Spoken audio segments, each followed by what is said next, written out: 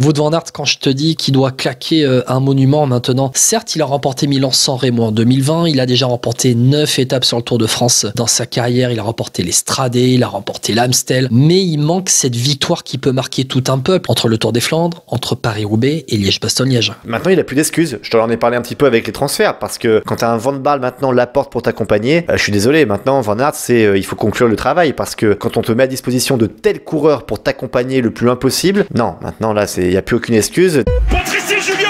Allez mon Juju. Il va être proclamé, il va être acclamé. Julien Alaphilippe, champion du monde.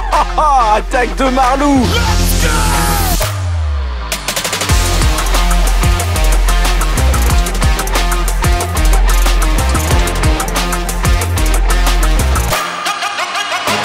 La grande presse Vélo Podcast, suite et fin aujourd'hui 31 janvier avec la Jumbo Visma et avec moi pour parler de la Jumbo Visma, son équipe préférée, c'est François-Pierre Noël, l'inamovible FP. Salut FP. Salut Guillaume, j'ai pas trop envie de parler. Non, je plaisante. Salut à toutes et à tous. Et oui, Jumbo Visma, on va en parler de manière la plus honnête possible. Bon, en disant donc de la manière la plus honnête possible que la Jumbo est tout simplement la meilleure équipe du peloton. L'année dernière, sur les 3 dernières saisons, premier bilan, si on compte l'année dernière et si on compte sur les 3 dernières saisons. Avant de rentrer dans le détail, FP, est-ce que c'est l'équipe la plus complète du peloton? Ah oui, clairement, franchement, rien qu'à voir les coureurs qui ont gagné l'année passée, sur tous les terrains, ils peuvent gagner, quoi. Franchement, sur chaque course à laquelle ils participent, c'est bluffant. Encore plus que l'UAE l'année passée, parce que vraiment, tu avais les Flandriennes pour Van Aert, tu avais en backup un Christophe Laporte, sur les sprints, c'est Olaf Koy qui s'est révélé, tu as aussi Christophe Laporte qui peut sprinter, Van Aert qui peut sprinter, les grands tours d'un Primoz Roglic, Vingegaard maintenant, c'est monstrueux. Van Aert aussi également maintenant aussi, même s'il est plus dans un rôle d'équipier dans les grands tours, mais sur les classiques ardennaises, c'est Van Aert. Franchement, c'est incroyable. Sur le contre-la-montre, c'est Van Aert. Ouais, et puis là, on a l'impression qu'ils ils sont vraiment imbattables. Et l'année passée, ils ont confirmé leur statut aussi, parce que ça faisait plusieurs années où parfois il y en a qu'un ou deux qui avaient un trou sur telle ou telle course. Là, ils ont vraiment tout raflé quasiment. La Jumbo, l'année dernière, c'est 48 victoires. Alors, 48 victoires, c'est le même bilan de victoire que la team UAE. La Jumbo, ils ont remporté la moitié de leurs victoires en World Tour. 24 victoires en World Tour, avec donc Jonas Vingegaard qui remporte le Tour de France, Primoz Roglic qui remporte et Paris-Nice et le Dauphiné, Wout van Aert qui remporte la Bretagne Classique, le 3 Classique, le Omloop et Nieuwsblad, avec des podiums aussi. On pense au podium de Van Aert à Roubaix, de Vingegaard aussi qui termine juste derrière Roglic sur le Dauphiné, de Vingegaard juste derrière Pogačar sur Tirreno, de Wout van Aert à Liège, de Wout van Aert aussi à Montréal, à Hambourg aussi, de Christophe Laporte à Gand-Wevelgem et à l'E3 derrière Van Aert. Bon voilà, quand on dit ça, quand on a parlé juste avant d'équipe ultra complète qui peut performer sur tous les tableaux, sur tous les terrains de jeu, c'est monumental, c'est énorme. Alors petit bémol, tiens, on va en mettre un. Pour une équipe aussi forte, aussi complète, avec un effectif aussi impressionnant, ok, il manque quand même un meilleur résultat sur le général du Giro aussi, il faut avouer. Et il manque quand même une belle victoire sur un grand classique flandrien, enfin sur le Tour des Flandres ou sur Paris-Roubaix et au niveau des classiques ardennaises également, quoi. C'était ça le petit bémol qu'on peut donner à l'équipe Jumbo l'an passé quand même. Avec la Jumbo, alors certes sur un classement général du Giro, mais on se rappelle notamment que sur le Giro, tu as un Koen Bouwman qui termine meilleur grimpeur et qui claque 2 étapes. Donc c'est-à-dire que même quand ils n'ont pas leur gros leader, les seconds couteaux sont capables d'aller chercher des victoires d'étape. Ah, on est d'accord. Ah oui, non, mais je disais pas ça en disant c'est catastrophique. Hein. Je dis juste que par rapport à l'effectif qu'ils ont, quand tu regardes un petit peu les résultats, tu t'attendais presque à avoir allez, la cerise sur le gâteau. Allez, on va dire ça. Il manquait un Roubaix pour Van Aert, il manquait peut-être un Tour des Flandres ou quoi, mais voilà, c'est quand même assez incroyable ce qu'ils ont fait l'année passée, hein, malgré tout. Ouais, après, ils ont eu aussi... faut le dire, c'était un de leurs leaders, c'était Tom Dumoulin. Tom Dumoulin, on se rend compte que l'année dernière, ça a été un peu la cassure, et d'ailleurs, il a pris sa retraite, Tom Dumoulin, à la fin de la saison dernière et même en cours de saison. Au mois d'août, Tom Dumoulin qui était le leader sur le Tour d'Italie et qui n'a pas confirmé les attentes placées en lui, donc ça t'a fait un trou aussi à un moment donné dans le calendrier. Oui, ça fait un trou, mais après, malgré tout, il y avait d'autres coureurs. Alors oui, c'est vrai que tu n'avais pas de grand leader, mais tu avais Sam Momen aussi, qui a eu aussi sa bonne période il y a quelques années, qui était présent sur le Giro, par exemple. Mais oui, effectivement, il y a quelques coureurs qui ont un peu déçu, mais globalement, c'est hyper satisfaisant. Et quand tu vois l'équipe qu'ils alignent même sur un Paris-Roubaix au départ ou sur un Tour de France, ça fait peur quand même. On va parler un petit peu dans le détail maintenant de ce qui s'est passé en 2022 pour la Jumbo-Visma, en parlant forcément, non pas du vainqueur du Tour de France, mais moi, du coureur qui me fait le plus kiffer dans cette équipe-là, c'est Wout van Aert. Alors on avait le débat hier avec la UAE pour savoir qui était le plus complet entre Wout van Aert, entre Tadej Pogačar. On se disait que c'était plutôt Tadej Pogačar parce que il grimpe mieux, mais là où Wout van Aert est plus fort en flandrienne, Tadej Pogačar peut le talonner, notamment sur les pavés du Tour des Flandres, même si Wout van Aert n'était pas présent sur le Tour des Flandres l'année dernière. Est-ce que finalement, avec Wout van Aert, malgré la saison énorme qu'il a pu faire, on n'est pas un petit peu sur notre fin? C'est difficile. Alors oui, moi je pense que je reprocherais toujours à Van Aert l'année passée un peu, c'est cette deuxième place à Paris-Roubaix, parce que moi je maintiens qu'il était quand même très très fort aussi ce jour-là, et que Van Baarle a très bien joué le coup. Il lui manque quand même cette grosse victoire sur le monument. Il fait 8e à San Remo, il fait 3e à Liège. Bon, il remporte la Bretagne classique, mais tu vois, il lui manque quand même ce monument à gagner. Mais il a montré en fait que c'était au-delà du coureur qu'on connaissait, flandrien, ardennais. C'est quand même un super équipier, quoi. Parce que franchement, Vingegaard, il peut le remercier sur le Tour de France. Et Van Aert, oui, a montré qu'il avait ce coup de pédale aérien, mais il a montré aussi le sens du sacrifice qu'il peut avoir pour son leader, quoi. Et c'est ça qui est quand même bluffant avec un leader comme Van Aert, je trouve. Parce que Van Aert, oui, alors il a été leader sur les classiques où il a pris le départ, et il se mue en équipier derrière quand il prend le départ d'une course par étape, où il remporte le maillot vert sur Paris-Nice, sur le Dauphiné et sur le Tour de France, Wout van Aert. Quand je dis qu'il nous laisse un peu sur notre fin, c'est parce qu'il est au service de Roglic et de Vingegaard sur le Tour de France. Il était freiné par le Covid sur les Flandriennes, mais alors lui qui a remporté Milan-San Remo en 2020, on attend maintenant de lui qu'il remporte Roubaix et le Tour des Flandres. C'est un petit peu ça ce qu'on attend, et même j'ai envie de te dire Liège-Bastogne-Liège, il est en capacité de le remporter. Ah oui, exactement, c'est ce qu'il manque à son palmarès, et c'est ce qu'on attend de Van Aert depuis des années, depuis qu'il est arrivé dans le monde professionnel. Après, il faut avouer aussi que Van Aert, c'est comme Van der Poel, ils font tellement de choses tous les ans sur un vélo que voilà, au niveau physique, tu te demandes comment ils tiennent aussi, parce que eux, l'hiver, ils s'arrêtent pas. Oui, et on le voit encore cet hiver où il est au premier plan, Wout van Aert, avec Mathieu Van Der Poel en cyclocross. Ce qui manque peut-être à Wout van Aert, finalement, c'est une équipe plus forte autour de lui, je te dis ça, et pourtant un Christophe Laporte a été énorme, un Tiesj Benoot est capable de l'emmener très loin sur les classiques, mais un coéquipier capable de tout contrôler sur une course pour finalement déposer Wout van Aert, on va dire, à l'entrée du Vélodrome de Roubaix en capacité de vainqueur. Ah non, mais moi je suis pas d'accord avec ça, parce que quand même, l'an passé ils ont recruté Christophe Laporte, et je trouve que il a quand même fait son travail. Alors oui, mais Paris-Roubaix, normalement t'as pas besoin d'avoir toute ton équipe avec toi, enfin tu dois avoir quelqu'un qui peut te suivre jusque le plus loin possible, on va dire, pour rouler pour toi. Un Christophe Laporte fait entièrement l'affaire, et non, moi je pense que Van Aert, c'est pas l'excuse de l'équipe qu'il peut avoir, en tout cas sur Paris-Roubaix ou sur le Tour des Flandres. Alors avant de passer aux leaders des classements généraux que sont Vingegaard et Roglic, on va faire la transition avec un peu le lieutenant de Wout van Aert qui a été Christophe Laporte en 2022. Est-ce que pour toi ça a été un choix de carrière payant? Au final oui, en fait, parce que tu regardes ses résultats, tu regardes comment il a progressé, tu regardes ce qu'il fait notamment sur le championnat du monde aussi où il fait 2e. Christophe Laporte a passé une étape supplémentaire, on voit qu'il est arrivé à pleine maturité, au maximum de son potentiel. Moi ce que j'attends maintenant, c'est un jour que Van Aert crève et dise Christophe, vas-y, va gagner le pavé de Paris-Roubaix, voilà. Alors peut-être le jour où Wout van Aert remportera le Tour des Flandres, derrière Christophe Laporte aura sa place sur Paris-Roubaix? Non, je crois pas. Non, Van Aert, s'il a la possibilité de gagner Roubaix, il va pas la laisser à Christophe Laporte. Mais après, on sait tellement bien comment ça peut se passer une course flandrienne que Christophe Laporte aura forcément un jour une possibilité, et c'est là où il faudra qu'il la saisisse. Mais on a vu, même sur le Tour de France, qu'il en faut qu'une pour qu'il la gagne. Ouais, et bon, il a remporté son étape, c'était à Cahors, c'était la veille du contre-la-montre finale à l'antépénultième étape de ce Tour de France, où d'ailleurs Christophe Laporte, parce que moi, il m'a quand même un peu bluffé dans sa capacité à s'adapter à une top équipe World Tour, à la meilleure équipe au monde qui est la Jumbo-Visma. Pour Christophe Laporte, il fait 4e du classement par points du Tour de France. Derrière, il va remporter le Tour de Danemark. Le Tour de Danemark, faut quand même que tu sois en légère capacité de grimper, de passer les bosses. Il termine 2e d'un championnat du monde ultra relevé qui a été surdominé par Remco Evenepoel. D'ailleurs, je crois que Laporte, quand il a sprinté ce jour-là au championnat du monde, il sait pas pour quelle place il sprinte à la fin. Donc, c'est-à-dire que si par exemple Evenepoel avait été repris, il savait même pas qu'il pouvait sprinter pour la victoire finale. Il fait 9e du Tour des Flandres, il fait 2e à Gand-Wevelgem et à l'E3 classique. Bon, Christophe Laporte, c'est un lieutenant plus. Ah mais clairement, puis après, tu regardes par rapport à la saison d'avant encore, en 2021, c'est hyper cohérent ce qu'il fait. Donc moi, je suis impatient de voir ce qu'il va faire en 2023, parce que voilà, on voit qu'il monte de plus en plus, et jusqu'où il peut aller, c'est ça la question.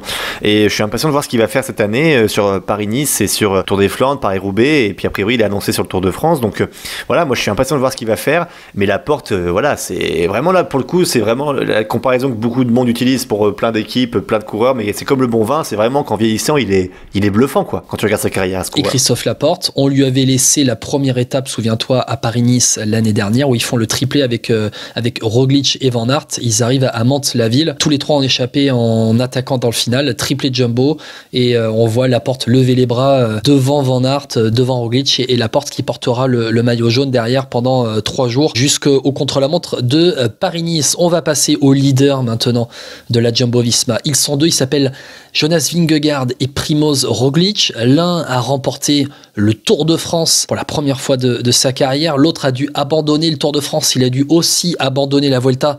Alors, le Tour de France, c'était une douleur au dos. La Vuelta, c'était sur une chute. Il a remporté, Roglic notamment, le Dauphiné. Il a remporté Paris-Nice l'année dernière. Mais finalement, avec la victoire de Vingegaard sur le Tour de France, c'est qui le leader maintenant entre les deux à la Jumbo ? Par rapport à sa victoire l'an passé, c'est Vingegaard qui, pour moi, doit être le leader. Il a montré qu'en tout cas, en haute montagne, il pouvait tenir tête à Pogačar, là où Roglic, on sentait qu'il y avait peut-être un cran en dessous. Vingegaard, c'est assez bluffant parce que lui aussi, il est très fort en chrono, beaucoup moins complet que Pogačar, évidemment, dont on a parlé hier dans le podcast, que vous pouvez retrouver sur YouTube, Apple Podcast, Spotify et Deezer, évidemment. Mais voilà, Vingegaard, je pense qu'il va falloir qu'il confirme, parce que lui aussi, on l'attend depuis quelques années, en tout cas depuis qu'il est arrivé.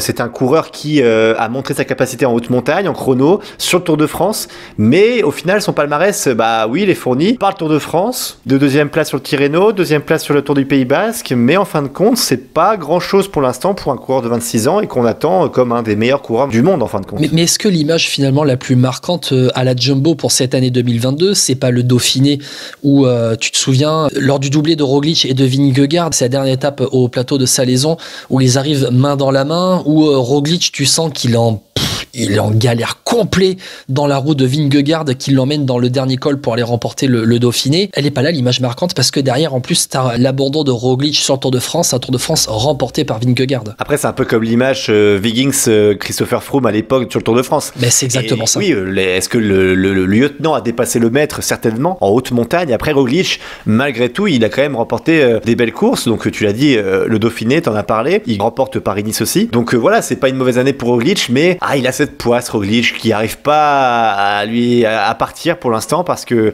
entre le Tour de France qui perd sur la dernière étape, entre l'abandon l'année passée sur le Tour de France, sur la Vuelta, ce coureur Roglic, il mérite quand même d'avoir ce qu'il veut, quoi, un Tour de France ou en tout cas un Tour de France, mais malheureusement je crains qu'il ait laissé passer sa chance quand même. Bon, on en parlera un peu plus tard dans la saison 2023, mais on va passer maintenant au transfert de l'hiver à la Jumbo-Visma avec 5 départs, 5 arrivées. Les départs, la retraite de Tom Dumoulin, le départ de Pascal Encorn à la Lotto Destiny, le départ de Mike Tennyson à la Intermarché Circus Wanty, le départ de David Decker à la Arkea et le départ de Chris Harper à la team Jayco Alula. Les 5 arrivées, on a Wilco Kelderman qui arrive de la Boransgro, Dylan Van Baarle qui arrive de la Ineos, lui le vainqueur de Paris-Roubaix, Jan Tratnik qui arrive de la Bahrain Victorious, Attila Valter de la Groupama FDJ, et puis un petit jeune, mais attention à ce petit jeune, va falloir surveiller de très près dans les prochaines années, c'est le Britannique Thomas Gloag qui arrive de la Trinity Racing. Je te fais juste un petit laïus sur Thomas Gloag. Pour moi, c'est un des grands coureurs de course par étapes de ces prochaines années. Ce petit Thomas Gloag, il va falloir suivre de très très près.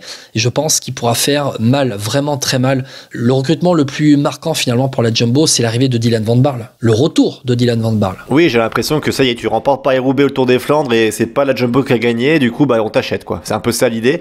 Mais ouais, non, moi je suis déçu parce que j'aime bien avoir de la concurrence entre équipes, quoi. Donc là, à prendre les meilleurs coureurs pavés de toutes les équipes, au final, c'est moins intéressant pour nous.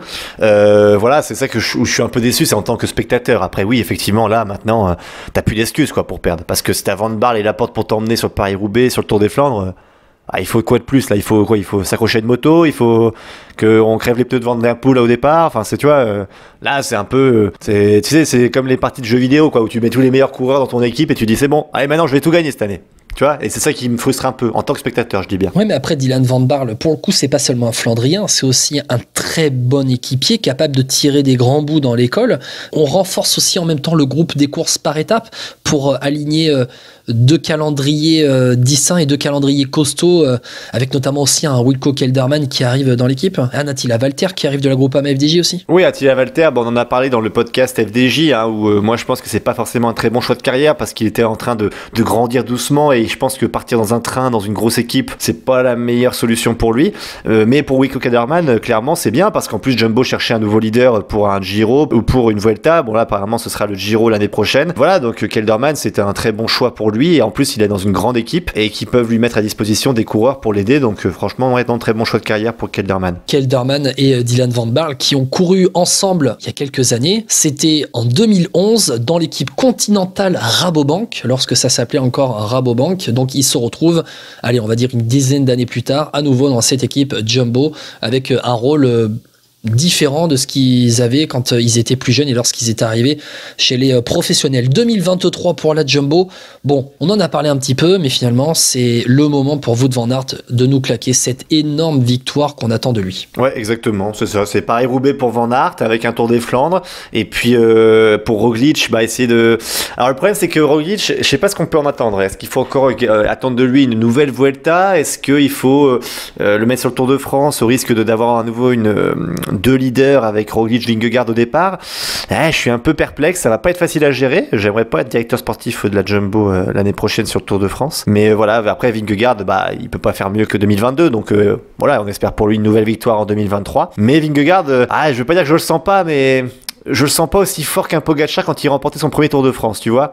Donc voilà, est-ce qu'il va me faire mentir? On verra, mais moi je sens pas un Vingegaard aussi fort dans la tête qu'un Pogačar, en tout cas. Tu penses pas que Vingegaard peut avoir aussi ce recul finalement sur la situation? On se rend compte qu'il est quand même très détaché aussi de tout le battage médiatique qu'il y a autour du monde du vélo. Ah oui, non mais c'est même pas que pour ça, mais c'est par rapport à ses déclarations, le côté voilà que après sa victoire sur Tour de France, il a eu du mal à s'en remettre. Voilà, moi je sens que Pogačar il est animé par quelque chose de plus. On voit que c'est un champion. Alors Vingegaard est un champion aussi, mais Pogačar, je pense, dans l'histoire restera beaucoup plus que Vingegaard. Alors, on va voir ce qu'il va faire dans les prochaines années, mais voilà, Vingegaard a remporté un Tour de France. On va attendre de voir l'année prochaine. Voilà, j'arrive pas à voir encore le grand coureur. Je sais pas si je suis assez clair. Tu vois vraiment le coureur qui reste dans l'histoire. Ouais, parce que finalement, le plus dur maintenant, ça va être de confirmer pour lui. Ah bah clairement. Puis de toute façon, Pogačar, il est revanchard. T'as un Roglic aussi chez toi qui a qu'une envie, c'est aussi remporter un Tour de France. Voilà. Enfin là, Vingegaard, il va devoir se battre pour le Tour de France et même dans les autres courses, parce que là aussi, ça va changer pour lui. C'est que maintenant, il va être attendu partout. Alors oui, c'était déjà quelqu'un qu'on regardait. Maintenant, ça va être lui à qui on va pas rouler, qu'on va jamais aider. Ça va être voilà, Pogačar a l'habitude depuis tout petit, en tout cas tout jeune, parce qu'il a remporté son premier Tour de France très vite. Vingegaard, ça va lui changer quand même. Primož Roglic qui est lui annoncé cette saison, alors pas sur le Tour de France, mais sur le Giro et la Vuelta. On va voir déjà Roglic de quel bois il se chauffe sur le Giro. Lui qui est quand même triple vainqueur de la Vuelta, qui a perdu sa couronne au profit de Remco Evenepoel.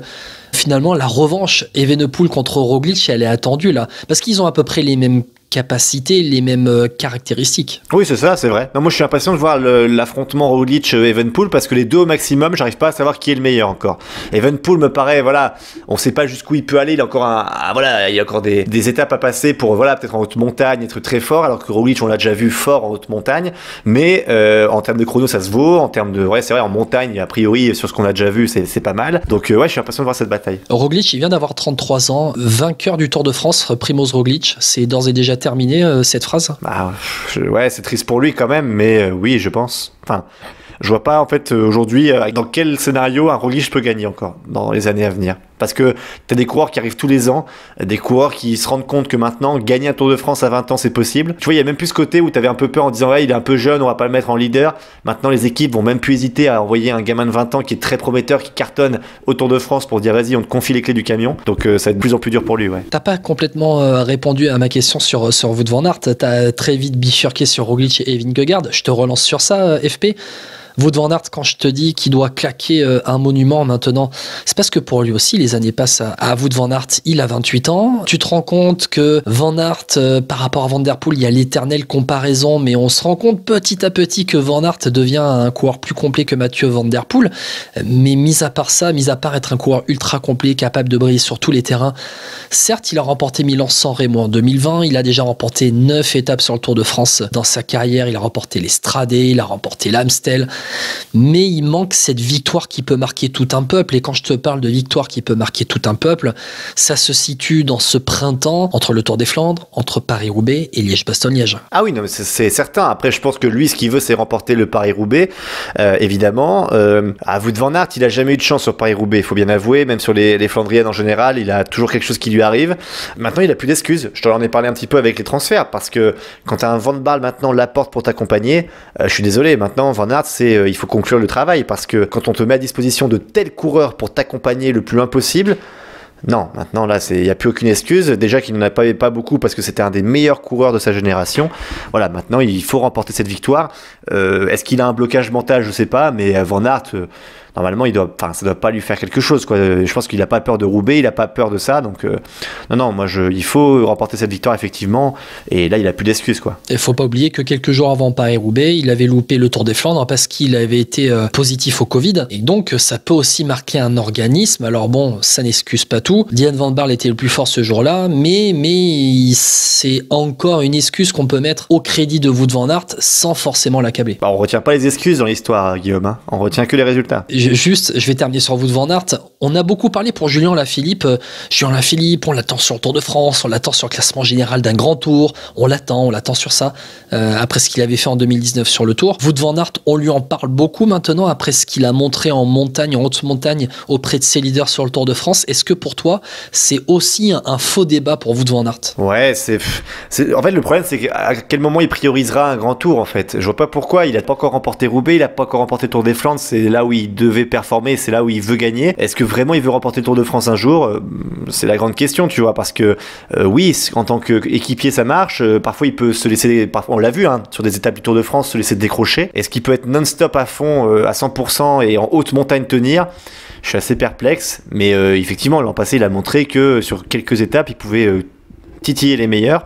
Après, Pogacar n'était pas forcément très bien. Enfin, voilà, il y avait quand même beaucoup de cas particuliers dans ce Tour de France 2022. Ouais, moi, j'y crois pas trop. Hein, une victoire de Van Aert sur le Tour de France un jour. Bon, on verra bien ce que ça va donner pour Wout van Aert, qui sera attendu dès le printemps, dès le début de saison en 2023 à la Jumbo. Un sprinter à la Jumbo, j'aimerais qu'on en parle, c'est le jeune Olaf Koy, qui vient tout juste d'avoir 21 ans, le néerlandais. Est-ce que finalement, on n'attend pas de lui maintenant, là, en 2023, après sa première vraie saison World Tour en 2022, est-ce qu'on n'attend pas de lui maintenant une affirmation au plus haut niveau World Tour, à ce qu'il soit présent sur les sprints massifs des grandes courses? Je pense notamment à Paris-Nice où il sera aligné au mois de mars. Oui, je pense qu'ils vont compter sur lui pour les sprints. Après, lui, il sera peut-être un peu mieux emmené qu'à l'époque Gaviria sur la UAE, parce que quand tu as un Christophe Laporte qui est peut-être sur un grand tour, ou même un Wout van Aert, parfois il peut t'emmener. Mais Olaf Koy, c'est très prometteur ce qu'il fait. Maintenant, il va falloir voir qui on lui met à disposition et comment il arrive à se débrouiller. Mais en termes de sprinter, ça fait partie des coureurs à suivre, et même plus qu'à suivre. C'est des coureurs, maintenant, ça fait partie des favoris sur une étape en sprint. FP, ça y est, c'est terminé. C'est déjà fini. On est le 31 janvier, on vient de boucler la dernière présentation de la Grande Presse 2023 by Vélo Podcast.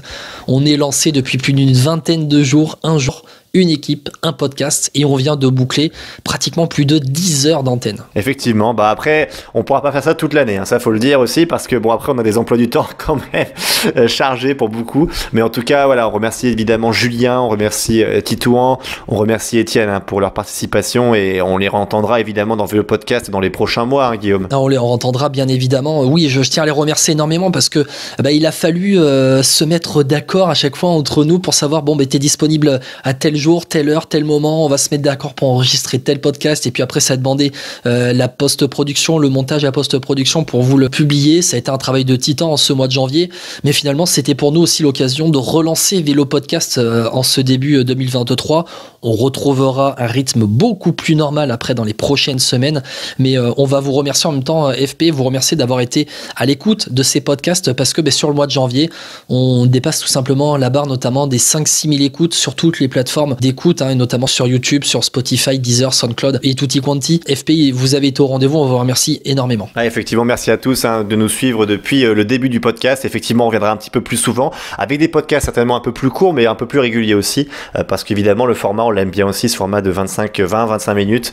Il est peut-être plus audible aussi, et puis même pour nous, c'est un peu plus simple à faire aussi, Guillaume, faut le dire. Aussi, faut le dire, ça demande une masse de travail un peu moins importante, mais ça permet de concentrer aussi le discours qu'on a et d'être peut-être parfois plus pertinent que sur des podcasts comme on faisait au début aussi, qui duraient plus d'une heure avec des quiz à la fin. Effectivement, les quiz, c'est vrai que ça c'était, c'est vrai que on n'était pas très bon quiz, enfin moi en tout cas, c'était pas terrible. Ouais, mais ça peut revenir. Faut pas oublier FP, faut pas oublier la plateforme Patreon, la plateforme de financement participatif. Soutenez Vélo Podcast. Merci à tous de nous avoir suivis et ciao à tous, à la prochaine. Ciao et à bientôt dans Vélo Podcast.